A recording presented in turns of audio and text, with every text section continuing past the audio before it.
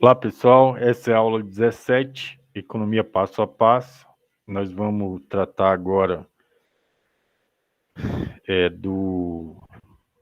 das falhas de mercado e da distribuição de renda, passando um pouquinho pelas funções do Estado. A gente está construindo esse curso passo a passo, desde a aula 1 até agora. Nós estamos concatenando as ideias sobre os conceitos econômicos, a estrutura de mercado, os modelos econômicos. Tem alguns apêndices matemáticos para falar dessa construção. E agora a gente chega nas falhas de mercado. Deixa eu compartilhar aqui a tela.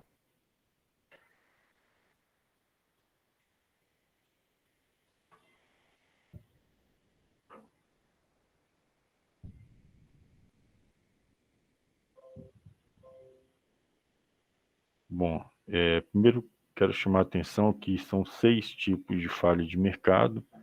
Existe uma certa confusão de trocar falhas de mercado por poder de mercado. Falha de mercado é gênero e ela tem 6 tipos. Um dos tipos é o poder de mercado. Por exemplo, a primeira, externalidade negativa. O exemplo mais típico que você vai encontrar é a poluição de um rio quando a indústria atua à sua margem.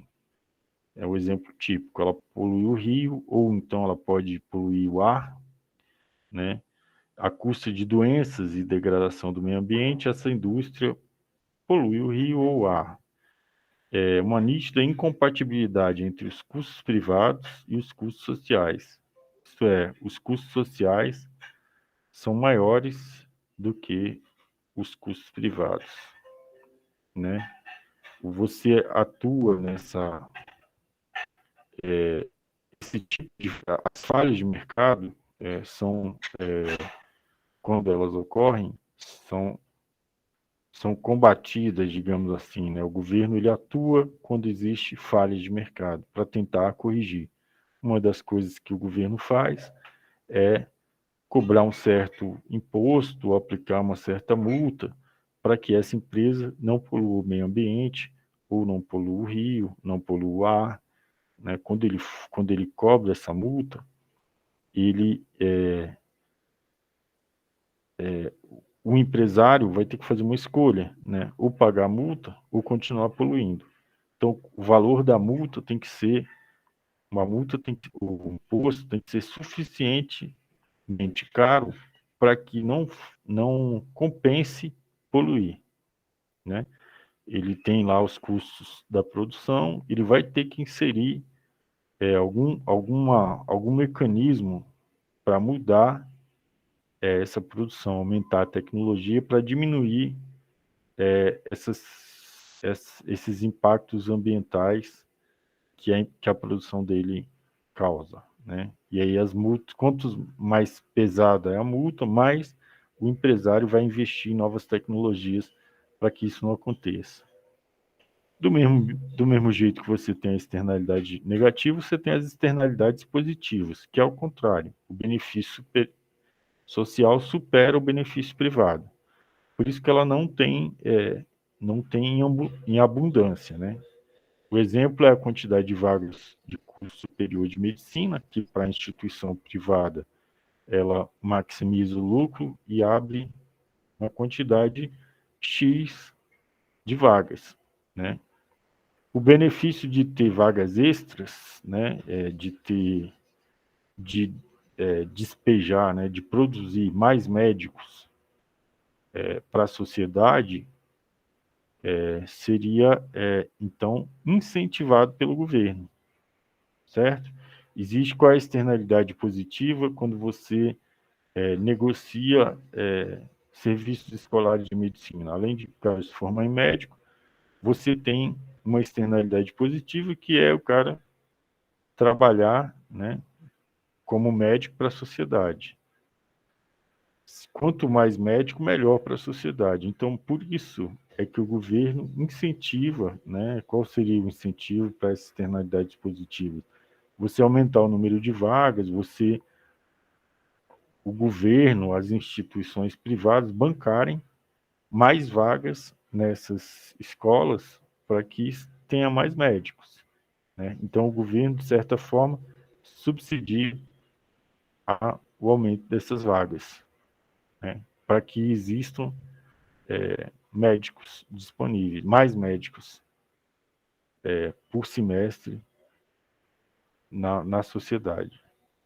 Então, se de um lado a externalidade você combate com multa e punição, do outro lado a externalidade positiva você subsidia para que aconteça com mais frequência. Outro são os bens públicos. Esses bens eles são não rivais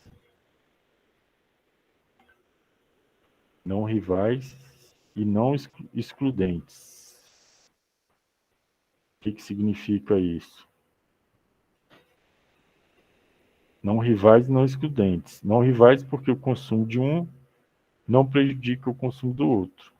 Não excludente porque é difícil de excluir um agente econômico, em especial não se evita a figura do free rider. Não tem tem gente que pega carona nisso, né, nos bens públicos. Por exemplo, a segurança pública. Algumas pessoas pagam as taxas, os impostos, outras pessoas não pagam. Mas todo mundo tem direito à segurança pública. Serviço de saúde pública, a mesma coisa. Tem pessoa que paga, tem pessoa que não paga. Os impostos relacionados a isso, e aí não tem como excluir o cidadão.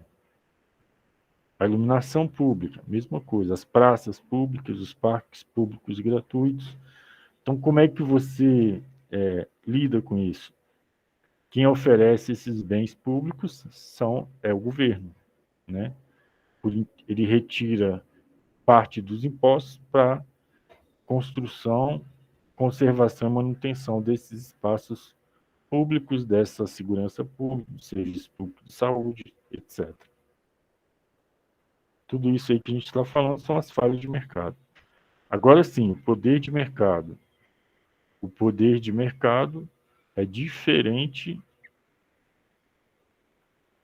da falha de mercado. O que é o poder de mercado? É um tipo de falha.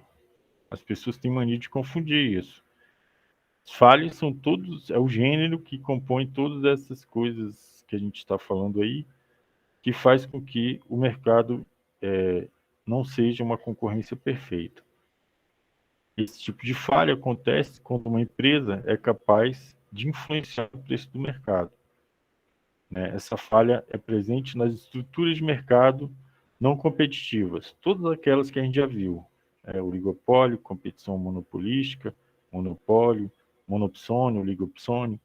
Essas estruturas de mercado têm nela o poder de mercado.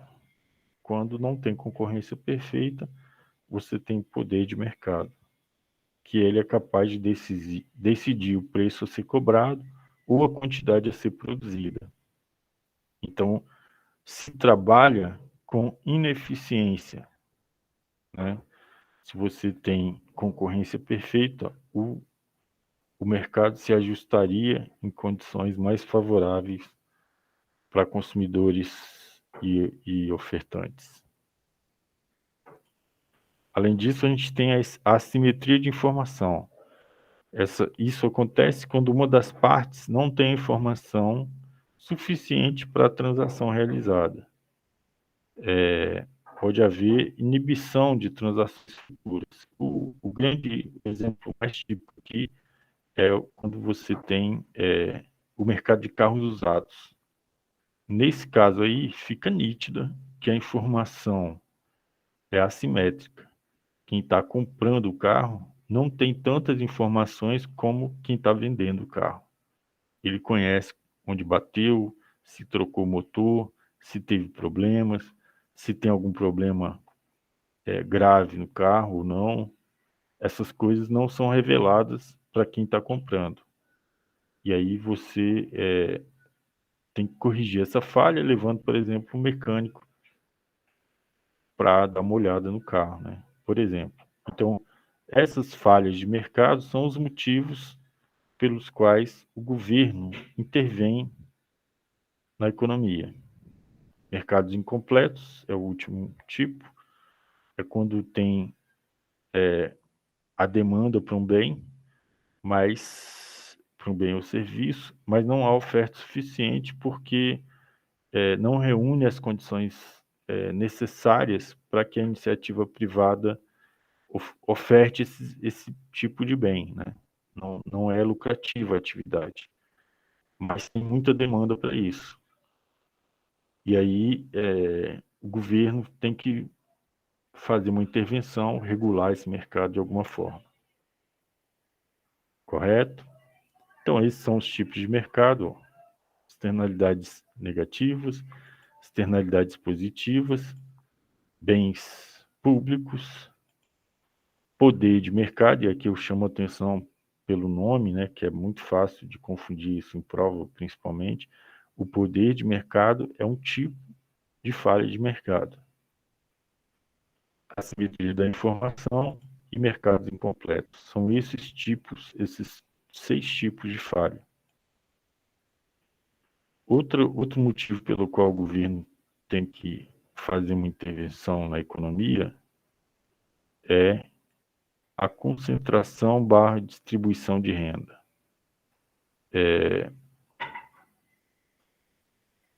Uma das funções governamentais, a função, né, o objetivo da existência do governo é maximizar o bem-estar social, lembra disso?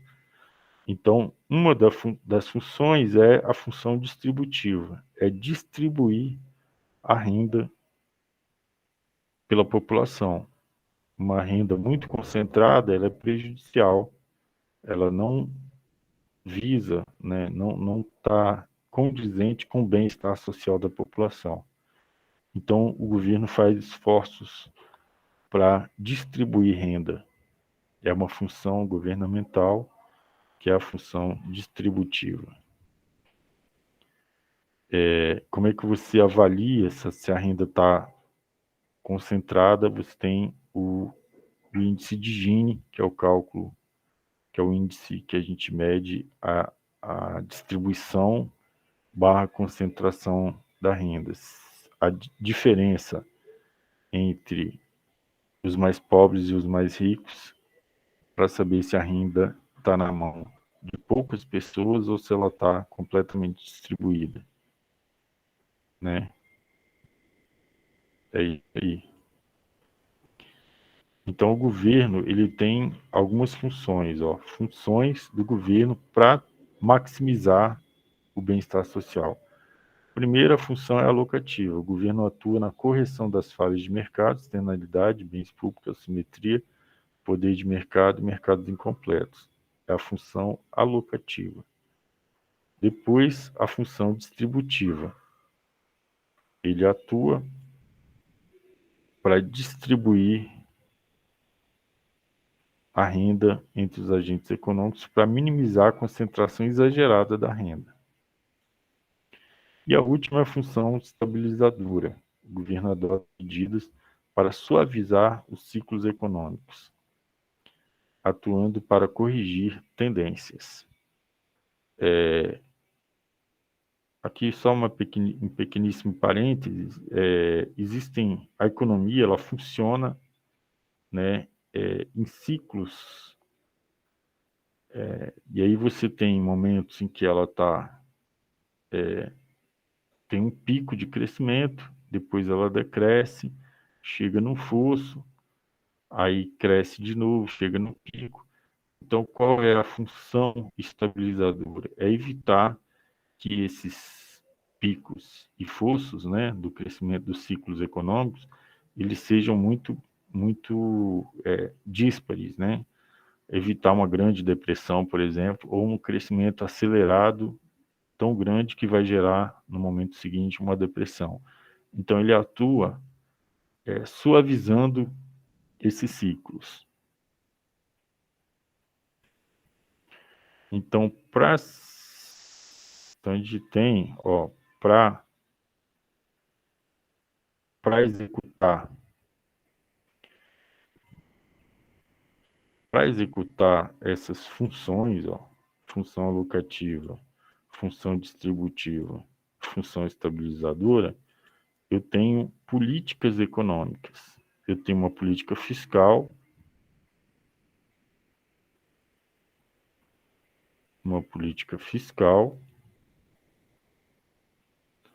que é tributação e gastos governamentais, tem uma política monetária, que é o controle da quantidade de moeda em circulação na economia, que atualmente se faz com controle da taxa de juros, né? Uma política cambial, que é o controle da moeda estrangeira no país pela taxa de câmbio, e uma política reguladora.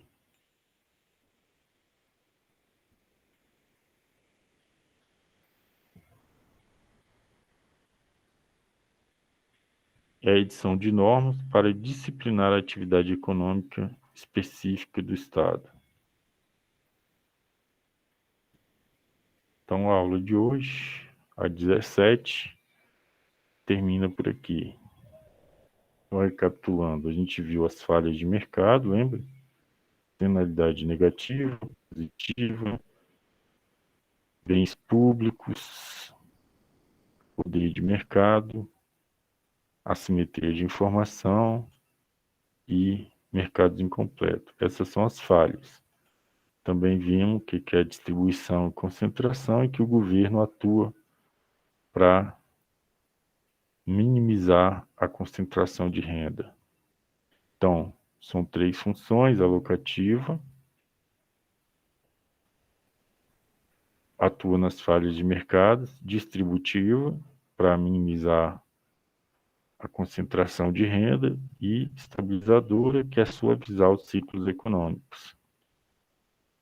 Para isso, ele tem políticas: política fiscal, política monetária, política cambial e política reguladora. Certinho? Então, parar de compartilhar aqui.